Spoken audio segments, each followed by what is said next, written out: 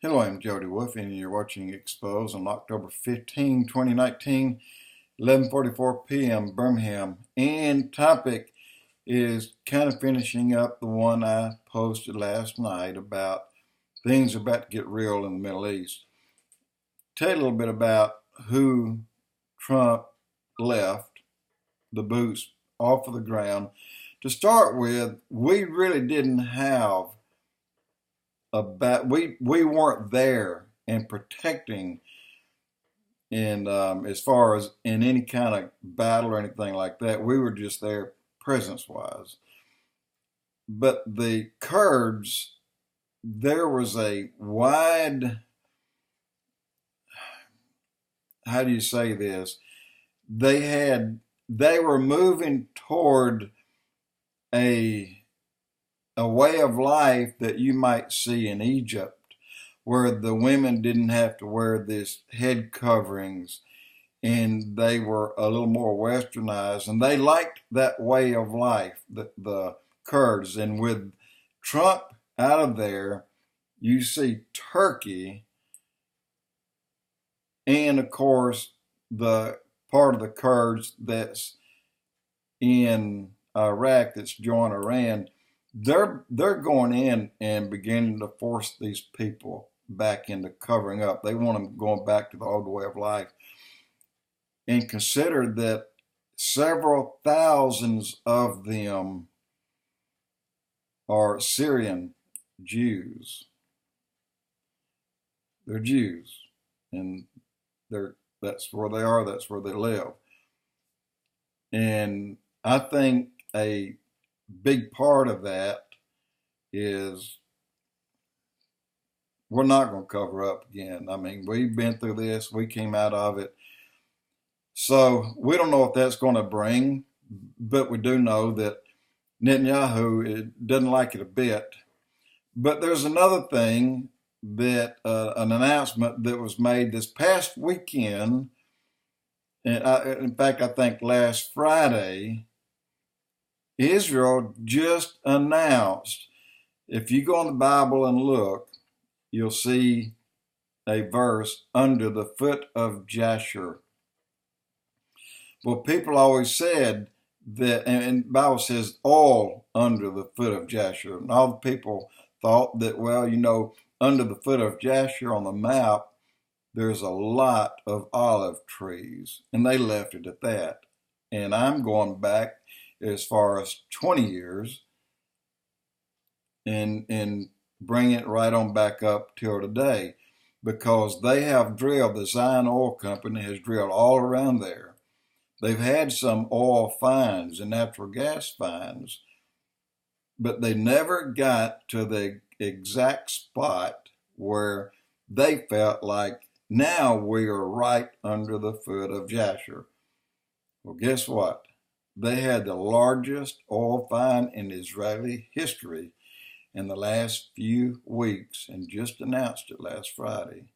The largest oil find in Israeli history. And this surpasses the surrounding countries. Natural gas is just the icing on the cake on top of that. So with Trump pulling out, and then you see dollar signs rolling in the eyes of Turkey and in Iran, I think this is what's going to pull this battle together. And the first thing that you'll see happen is you'll see Damascus destroyed. Now, will Israel be the one to destroy Damascus?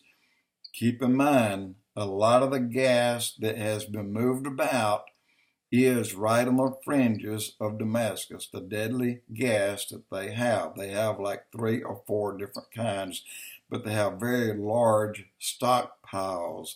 In order to take that gas out, it's going to take a nuke. And that nuke is not going to be, you can shoot it at a 20-acre farm, but to get that nerve gas, all of it, the damage is going to be, well, the fallout is going to be far reaching, and maybe 20 or 30 miles, and that could be what happens to Damascus, and it could be what will start or what may start the Ezekiel 38 war. But make no beans about it. Just like Netanyahu said, he said, we don't care. Y'all come on and we will defeat you. And he may have just that on his mind, because when you have a military superpower standing there, kind of is the big kid on the block, move out, which is what we did, then we may be watching the start of the end right there. But you have to also consider it's biblical. It's going to happen. In Ezekiel 38 war, Israel will not have another country to come to rescue or protect Israel. They won't have it. It's God's war, and God made it clear. It's God's war. He'll defeat all those who come against the Jews. 5 out of 6 of them, 87 or 83 point something percent, maybe it was 87%. Yeah, 87.3. They'll die. However many goes in, doesn't matter. They will die. And so this movement of Trump may have just started the prophetic wheels rolling once again. I believe it. And I believe it has cut time for you and I, for any other Christian, very short. We're safe. But are you safe? Are you safe? If it happens tonight, are you safe? Because we may or may not see Damascus be destroyed.